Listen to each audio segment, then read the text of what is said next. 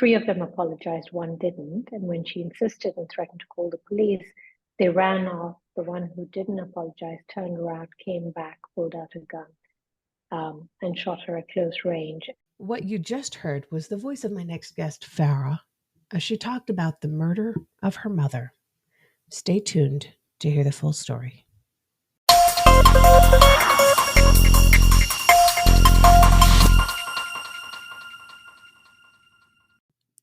Welcome back to Season 4 of the podcast. I'm your host, Amanda Blackwood. As many of you know, I wrote my autobiography as a survivor of human trafficking. It's called Custom Justice, but if you didn't know, you do now.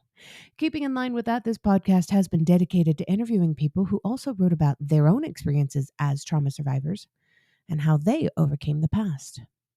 Stories of hope live here.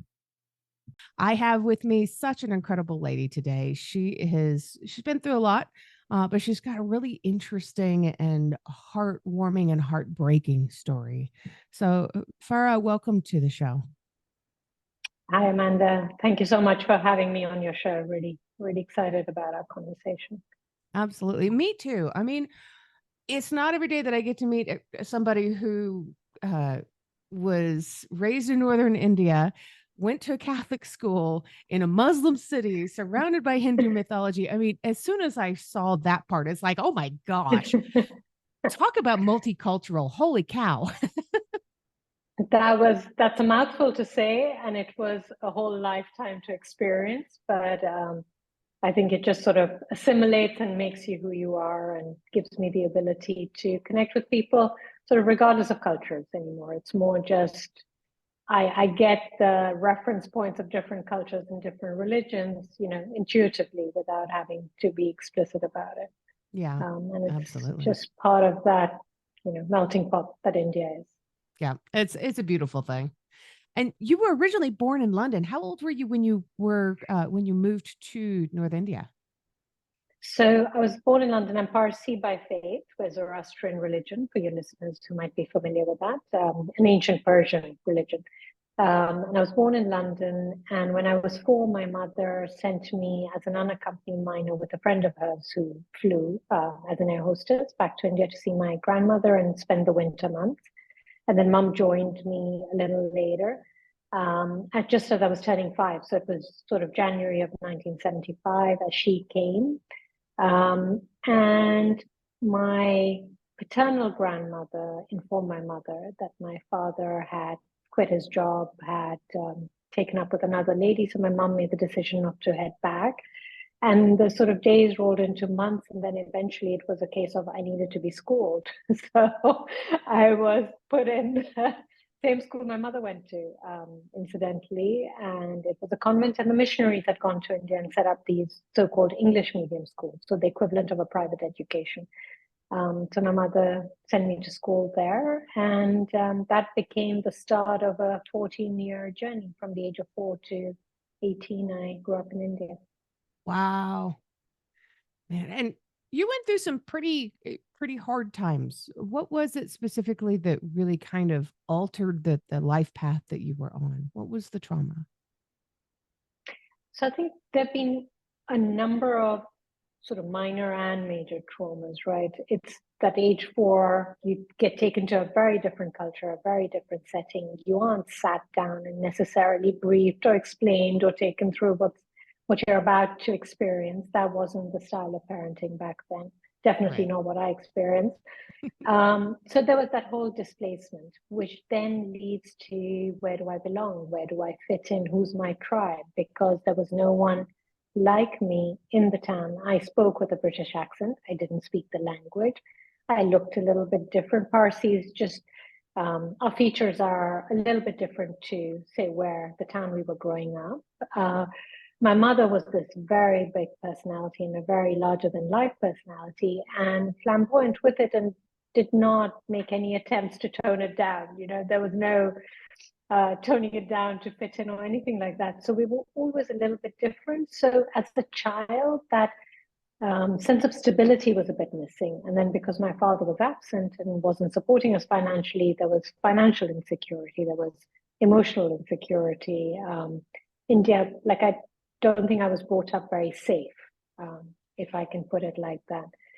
And then when I was 18, given the whole dual nationality, India and UK didn't have that. So it was a question of, do I retain my British passport, which was what I wanted to do, because in my head, England was home and always had been.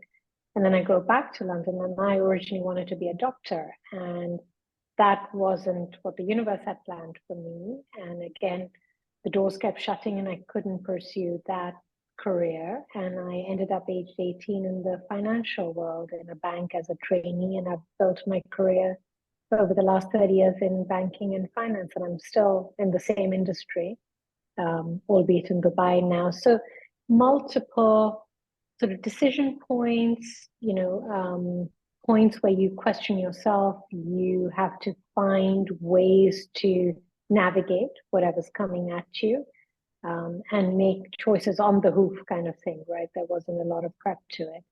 And then the biggest trauma was the loss of my mother, which was in 2006, which she was the only parent for me growing up, right? My father was absent. So to lose her was to lose my foundation, so to speak. Wow. And when you originally reached out to me, you said you lost her to a senseless crime. I mean, it's bad enough to lose a parent, but to lose them to something that's unexpected, that's caused by somebody else, that just adds several more layers of distrust of humanity and all kinds of other trauma associated with it. Yeah, it was such a random crime in our hometown in Lucknow. She was out in the evening. She sort of confronted these young gentlemen who were not behaving properly. They had made some flippant remark. She hadn't really heard the remark, but she got out to confront them. What she didn't know was they were sort of either drinking, which we didn't know at the time, right? They were drinking, they might have been a bit high, they were fairly criminals. Um, Three of them apologized, one didn't. And when she insisted and threatened to call the police, they ran off. The one who didn't apologize turned around, came back, pulled out a gun, and shot her at close range. And the impact caused all sorts of injuries, which, is that detailed in, it is the heart of the story, right? This sort of incident. And you get told things happen for a reason, and there is no reason to this. There's no rhyme to this. You can't ever understand it or comprehend it, but you do at some level have to accept or find a way to just accept it, because there is no other choice, right? There is no alternative to it. Nothing's going to bring mom back. And sort of railing against the system or the universe or, life. You can do that for so long. And then at some point, your memories start shifting. You start healing. Like I went through a lot of therapy and counseling and holotropic and meditation and like hypnotherapy. And I tried everything just to process the grief. And you learn to, like today, my memories of her are the fun memories of her, not the end, because that doesn't define all of her. But yeah, it's a lot to process, absorb, heal from, to be able to tell the story to you today, to your listeners, to be able to share, without the emotional charge necessarily. Yeah, absolutely. I mean, it's a horrible loss. It's been a number of years now, but that doesn't really make it stop or go away. That pain remains. Yeah. Correct. So, and when you were healing from the trauma, you mentioned something when we initially made contact about baking. Baking and yoga, and you tried absolutely everything. So my most recent book is called Surviving in the Kitchen, and it's a recipe book, right. Because part of my own recovery was done through the kitchen, through cooking. And it's because we have this trauma response of a need for control, and we have so little control of the outside of life. But I had control in the kitchen. Is that what brought you towards baking? It's a really interesting sort of comparison. There's a couple of things. I think, so someone asked me, why do I call myself a baker and not a cook? And it made me stop and think. So when I enter the kitchen, I'm not sort of driven by a need to eat something. So I'm not craving food, but I'm craving the need to create. And almost, as you say, I can control the ingredients and I can measure them and I can put them in a certain combination. Hopefully, the outcome is something more aligned to what I hope it's going to be.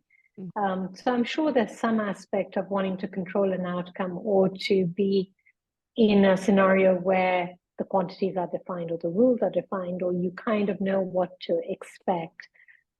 Definitely, I would say that's part of that, whether consciously or subconsciously. But also, I think for me, baking is very creative. Our family is big foodies. We've always cooked and baked, and my grandmother, my earliest memories of my grandmother making, brownies with her, or she teaching me how to make mayonnaise or lemon tarts. So food's always been a big part of our family.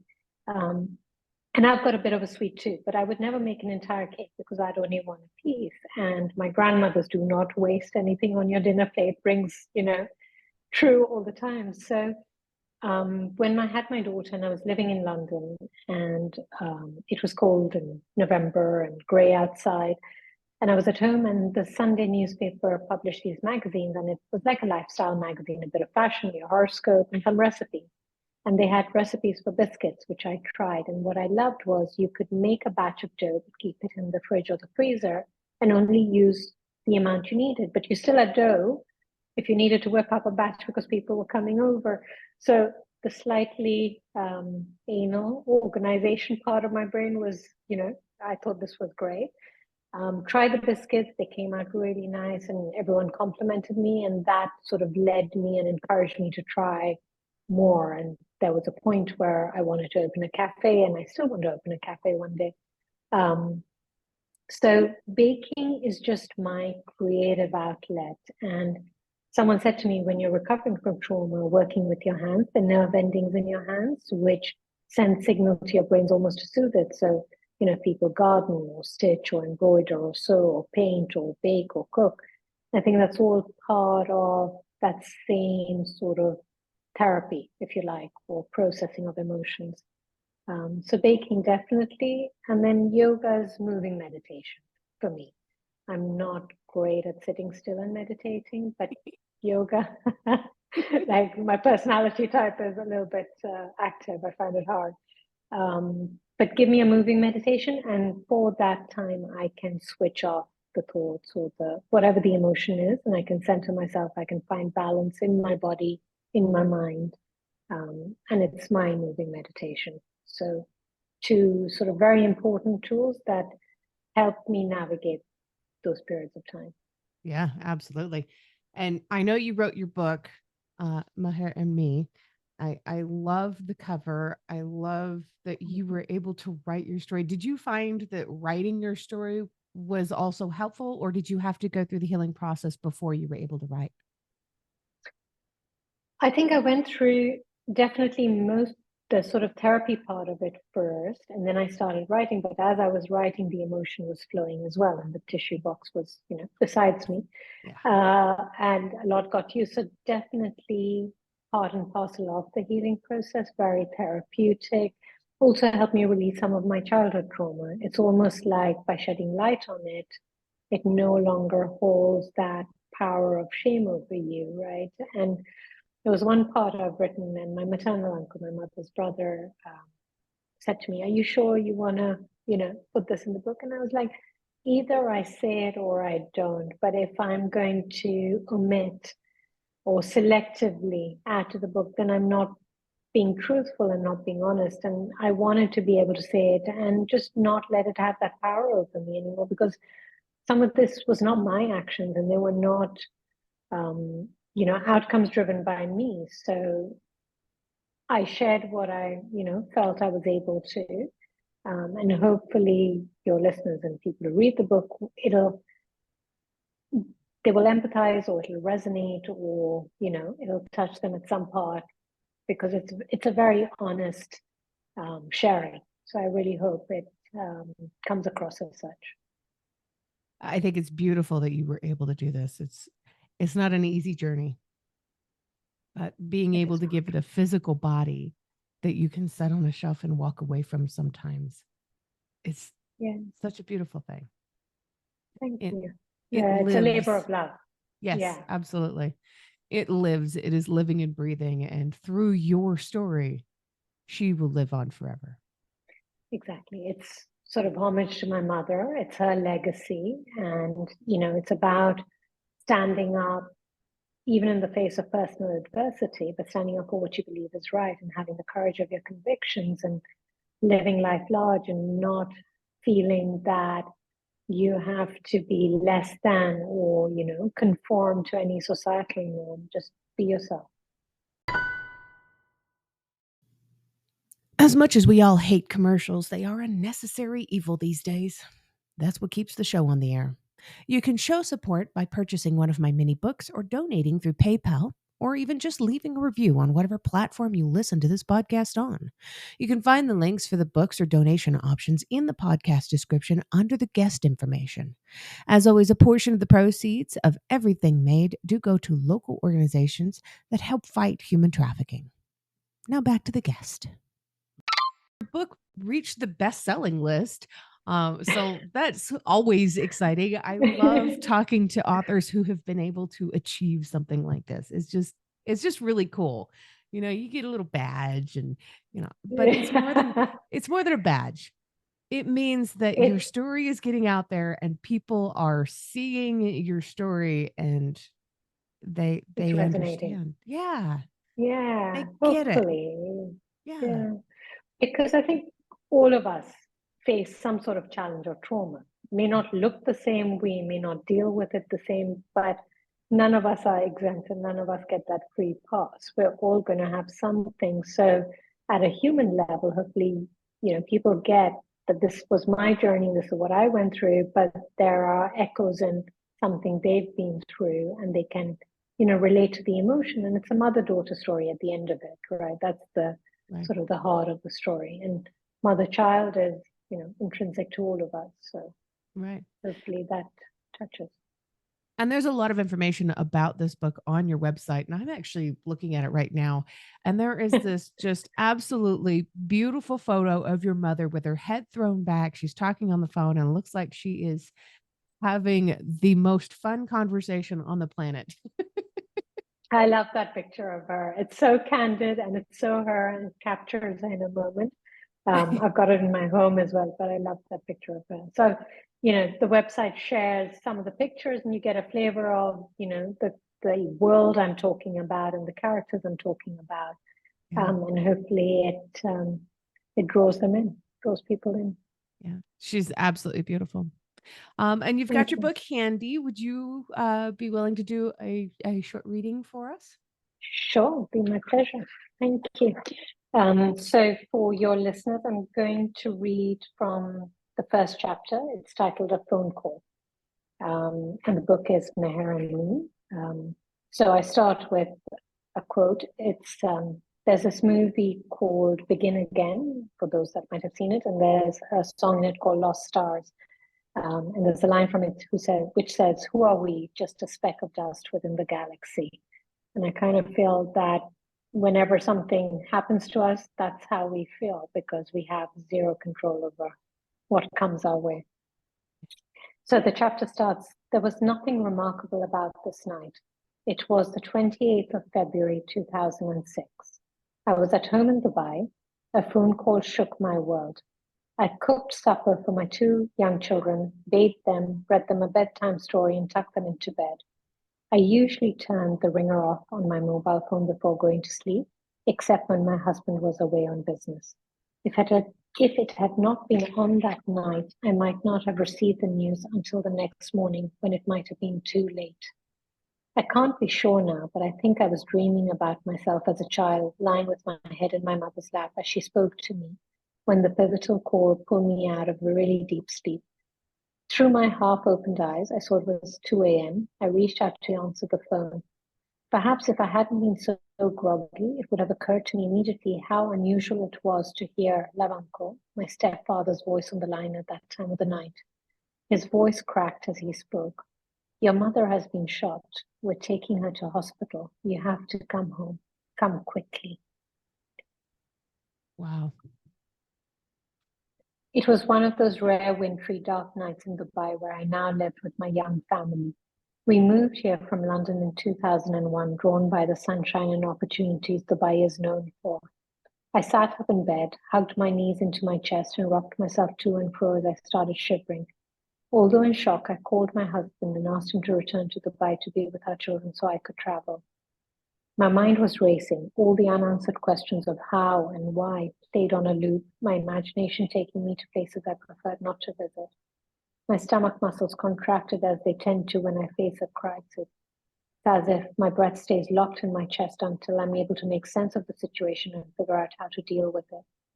That constricted feeling would stay with me over the coming months. Nevertheless, I'm able to operate, plan, and organize even in a crisis such as this, whilst keeping a rein on my emotional response. As I spoke to my husband and repeated the news I had just been told, the words stuck in my throat. After the call, I stayed in bed, curled up in the dark, waiting for day to break. I was at a loss about what to make of this madness. Any fleeting thoughts of losing Mum were immediately banished. Surely something like this is not meant to happen to people like us, right? Except that it had, and all I knew was I needed to get to my mother. Oh my gosh.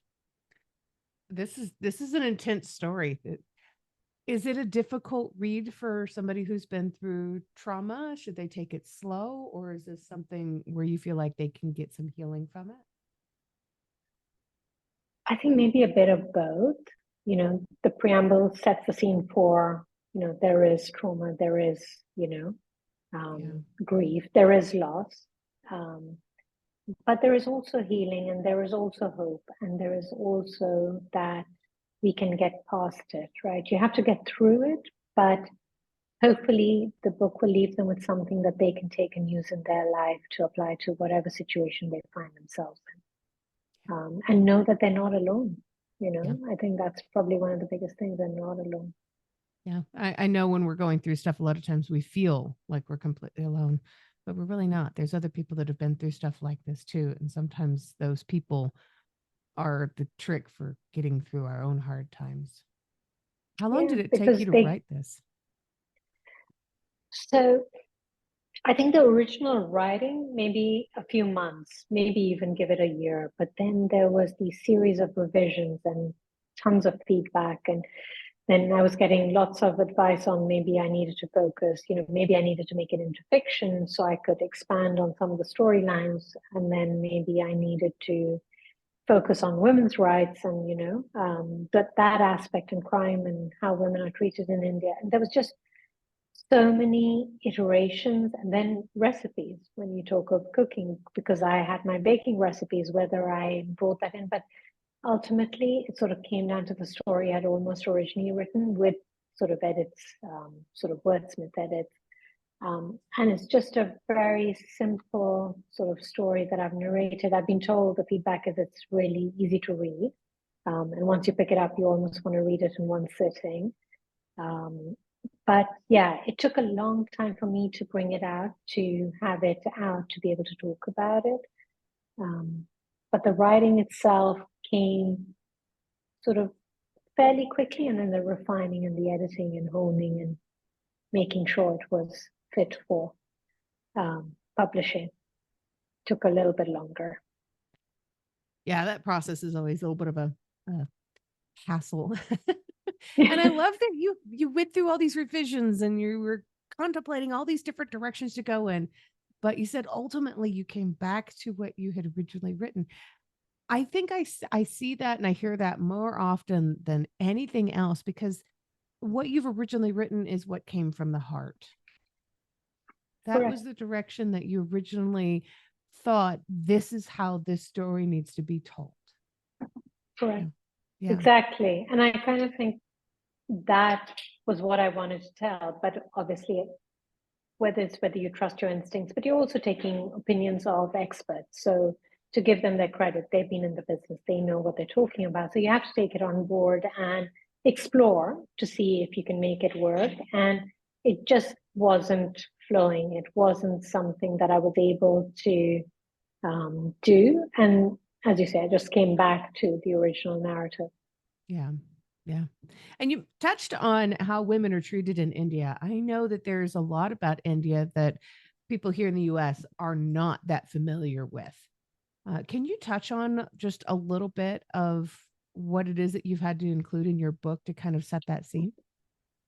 So I think means other than the patriarchy and other than the role of women in society, I think what the suggestion was and the crime that occurred against my mother occurred because these gentlemen were making lewd comments to my sister-in-law. So this aspect of women not feeling safe, of not, there's always a sexual predatory nature to these gentlemen on the roadside, or, just it's not even complimentary. It's meant to be complimentary, but with the sexual innuendo, which makes a woman feel unsafe. So, and invariably it will be, were you dressed inappropriately, which you always think, why is it the girl's fault if the gentleman can't control his impulses? And there's this whole generation of men that have to learn how to treat women, and they may not have had the role models, or they may not have been taught, but they almost feel like it's fair game.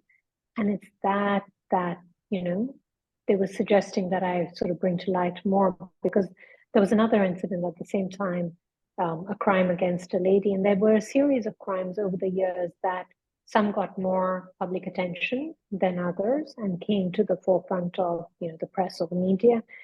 But it's just the sense of women need to be able, it's your personal liberty, it's your personal freedom. It's, even today when I go to India, I'll make sure, long sleeves or shoulders covered, or I'm dressed appropriately, and definitely nothing revealing. But that may not prevent some gentlemen thinking it's okay to make a comment, or okay to, even try and inappropriately touch you or grab you or whatever in a public place. So it's that just needs to be dispelled or needs to be addressed, I feel. Yeah, absolutely. And it's the same thing everywhere. It shouldn't matter what you wear. It shouldn't matter how you walk down the street. These things are being blamed on women constantly for how other people are attacking them. It Right. doesn't It make any comes sense. back from Adam and Eve. Eve's supposed to have tempted Adam. Like that age-old narrative still exists. It's not that the woman's a temptress constantly. It just needs to be addressed, and the gentlemen need to be taught that that's not appropriate, or that's not the way to deal with women, or they're not there to be their sexual sort of toys, or it's just just have very strong feelings about it. Also because I have a daughter, and when I take her to India, it's the riot act, and long sleeves, and make sure nothing revealing, and make sure, and and I can see the frustration. But we grew up in Dubai, where it's also culturally appropriate how you dress, but at the same time you try and protect them, but you can only do so much. Right. And how old is your daughter now? She is 22. Oh, so did she get a chance to meet your mom when Yeah, she was little? yeah, Oh, fantastic. both of Oh. them. My mom met both of them. But my Oh, daughter, obviously being older, she had more time with mom. yeah. And they have some memories of her. So, yeah. Oh, that's beautiful. I love that. I hope you have photos of that too, because that's so special. I do. Yeah. Mm. Well, I have my most favorite question to ask you. I'm going to save that for the very last. That's always my favorite. But before that, I'm just going to let people know that I am going to have your website and your Instagram information in the show notes. So if anybody is looking to reach out, if they want to learn more about the book or more about you, they can definitely do that at these places. I'm also going to be following you on Instagram because I think you're Thank amazing you. and awesome. Thank you. I love this mutual admiration society across the miles, across the wires, opposite ends of the world. Yeah. Well, you're such an awesome person. Um, so and before I get to that very last question, just for fun, I know you said your mom was very extroverted. Have you always considered yourself to be an introvert or an extrovert? I would probably say more on the introvert. Like I can turn it on for social engagement, but I need to come back and I sort of recharge on my own rather than in a group of people. So I get my energy on my own. So I would say more introverted. Yeah, I'm the same way. Yeah. All right. So Yeah. the favorite question, the last question, always the best question. What is one thing God. that you truly love about yourself that's not related to your physical appearance? Mm.